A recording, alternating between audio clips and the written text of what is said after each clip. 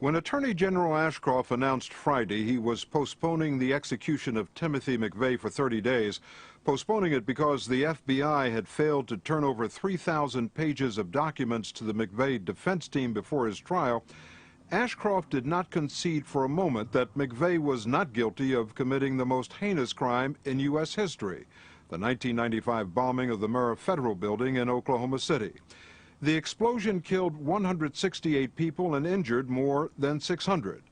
McVeigh, at one time a sergeant in the United States Army, has admitted his guilt, saying his only regret was that he didn't take down the entire building. Tonight, Timothy McVeigh, in the one and only television interview he has ever given, conducted a year ago when he was appealing his death penalty sentence. At the time, his attorney would not let McVeigh admit he was the Oklahoma City bomber, even though he had been convicted. But he did talk about the bombing, his anger at the government, and what may have motivated the attack.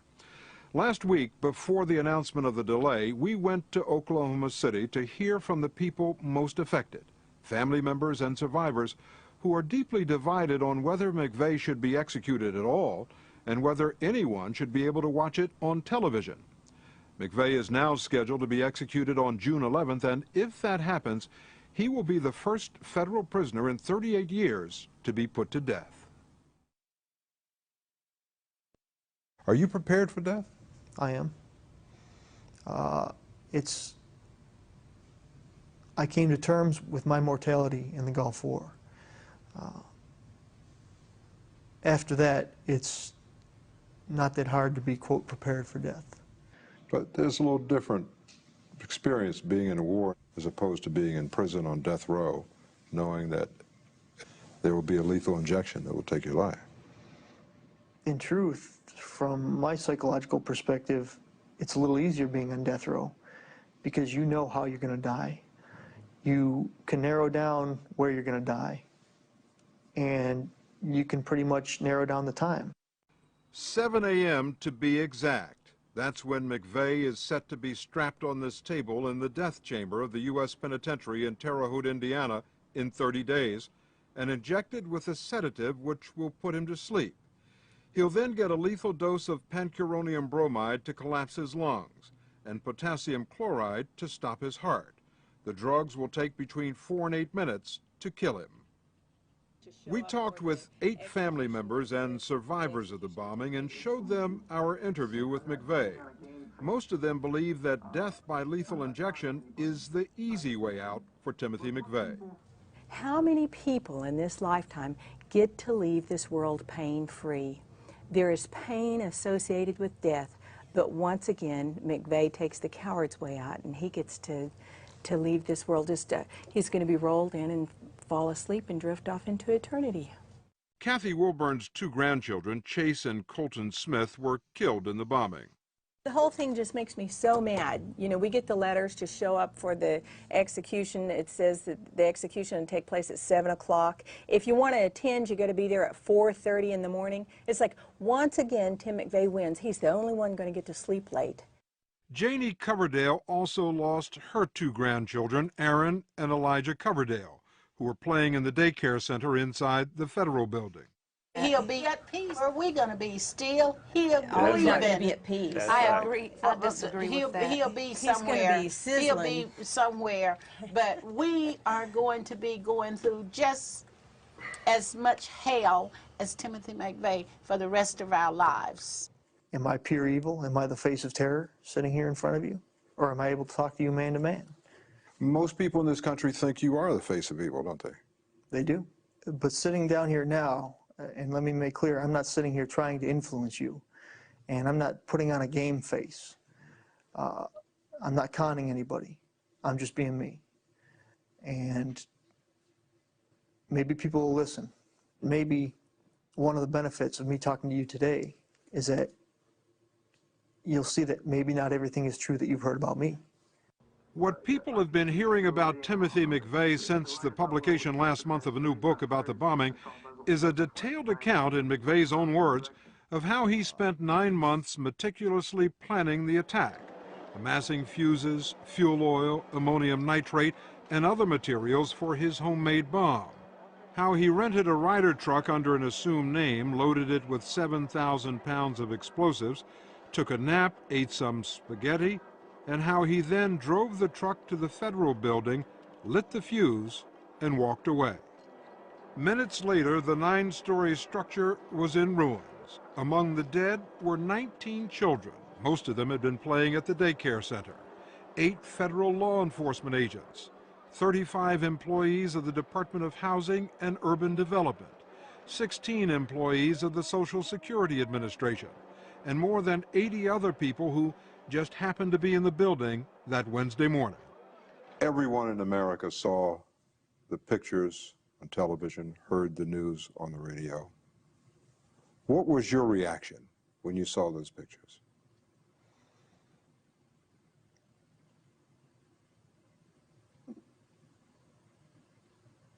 I think, like everyone else, I thought it was a tragic event. And the children?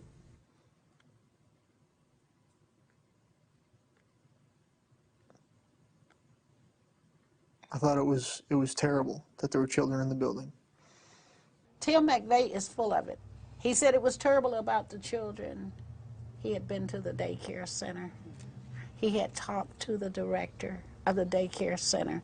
He knew those children were there. McVeigh is quoted in the book as referring to the children killed in the daycare center as collateral damage. So when he said that if he had known that there was a daycare center, that might have given him pause to change his target. He was lying. Blatant lie. He was lying. Arlene Blanchard was a sergeant working in the Army recruiting office. She was seriously injured by shrapnel from the blast. He's a soldier. And before a soldier does a mission, they do a recon. He thought this plan out. He is trying to portray himself in a light that he could soften the blow of the way people view him when he says, I didn't know that there were children in the building, which was a blatant lie. Roy Sells lost his wife, Lee. They had been married for 37 years. She was killed in her office at the Department of Housing and Urban Development.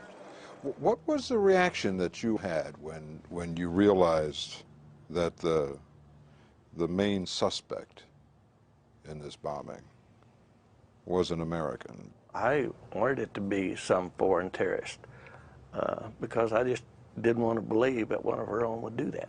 Here I am in the building serving my country. I was in the military for 11 years, and to think that someone who has taken the same oath that I have to protect, serve, and defend my country with our lives, and then to turn around and to do something like this, to me it was the highest degree of treason.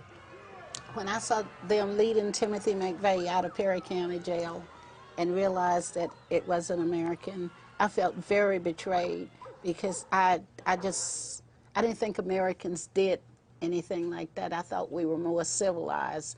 We had just gotten home from the funeral home to pick out a casket to bury my daughter's children in, Chase and Colton. And when I looked at the TV, I thought, what happened to that young man that he got so twisted? What happened in his life that would cause him to do something so evil? What was that like for you that day? I mean, walking, people were shouting at you. I remember somebody had shouted out, "Baby killer." You go into a mode where you try to block external stimuli out. You're gearing up for anything to happen mentally, but at the same time, you're putting on your poker face because you're aware of how the media nitpicks at every little emotion that comes across on a face. You don't want to give them anything to feed off of. Timothy McVeigh's trial included hours of wrenching testimony from victims describing the carnage after the explosion. Through it all, McVeigh sat stone-faced. I was raised in an environment where men don't cry. You hold it back. It's one of the things that a guy learns, is how to hold back tears and not let it be shown. How did Timothy McVeigh, a 33-year-old man with no previous criminal record, end up convicted of the worst act of domestic terrorism in American history? His childhood offers few clues. He grew up in Pendleton, New York, a small town near Buffalo. His mother, Mildred, left the family when he was just a boy, and he was raised mostly by his father, Bill, a factory worker. Overall, McVeigh says he was a happy kid. In your high school yearbook, under future plans, you wrote, and I'm quoting here, Okay. "Take it as it comes, buy a Lamborghini, California girls." Right. Well, I'm dreaming. I'm putting down my dreams, you know. If I could rub a genie in a bottle, that's what I wish for, right? So. Sitting there talking to him, there were times when I'd look at him and think that this is a guy who is not unlike millions of guys in this country. You'd never look at and give him a second look. And then there were times when I would look at him and I would be hit with the realization, this guy is a cold-blooded killer. Yeah. He was your guy next door. Everyone that knew Timothy McVeigh liked him, talked about his good personality and how funny he was. You know, that's what makes him really scary. Bud Welch, whose only child, 23-year-old Julie, was killed in the blast, says what is scary to him was that on that day, McVeigh was ready to die for his cause. I don't think he was any different than a suicide bomber in the Middle East. Yeah. He drove a Ryder truck, an unfamiliar vehicle, with a 7,000-pound homemade bomb behind his head from Kansas to Oklahoma. And I think that Wednesday morning he'd have been willing to go down with that truck had it become necessary. And he also said that he was afraid that the bomb wasn't going to go off and he was going to have to go back and shoot it with his .45 caliber pistol. Had he done that, he knew he would have died. Timothy McVeigh was trained to kill in the United States Army. He served in the Persian Gulf War, where he was awarded several medals for heroism. In the Gulf, you saw combat? I did. You fired a weapon at the Iraqis? Yes. And killed soldiers? Yes. In some ways, I could see the right and wrong of it. The right, I thought, well, it was self-defense. The reason I fired is because I saw a muzzle flash, and I instinctively fired around in that direction. But then I thought, well, at the same time, I'm in this person's country. What right did I have to come over to his country and kill him? How did he ever transgress against me? Well, my question is, what did we in Oklahoma City do to transgress against him? Susan Walton was making a deposit in the credit union when the bomb went off. She's had more than a dozen operations and is permanently disabled. I mean, he killed innocent women and children that their only crime was trying to make this a better world. From the people most affected, family members and survivors, who are deeply divided on whether McVeigh should be executed at all and whether anyone should be able to watch it on television. McVeigh is now scheduled to be executed on June 11th, and if that happens, he will be the first federal prisoner. Did not concede for a moment that McVeigh was not guilty of committing the most heinous crime in U.S. history, the 1995 bombing of the Murrah Federal Building in Oklahoma City. The explosion killed 168 people and injured more than 600. McVeigh, at one time a sergeant in the United States Army, has admitted his guilt, saying his only regret was that he didn't take down the entire building. Tonight, Timothy McVeigh, in the one and only television interview he has ever given, conducted a year ago when he was appealing his death penalty sentence. At the time, his attorney would not let McVeigh admit he was the Oklahoma City bomber, even though he had been convicted. But he did talk about the bombing, his anger at the government, and what may have motivated the attack. Last week, before the announcement of the delay, we went to Oklahoma City to hear. When Attorney General Ashcroft announced Friday he was postponing the execution of Timothy McVeigh for 30 days, postponing it because the FBI had failed to turn over 3,000 pages of documents to the McVeigh defense team before his trial, Ashcroft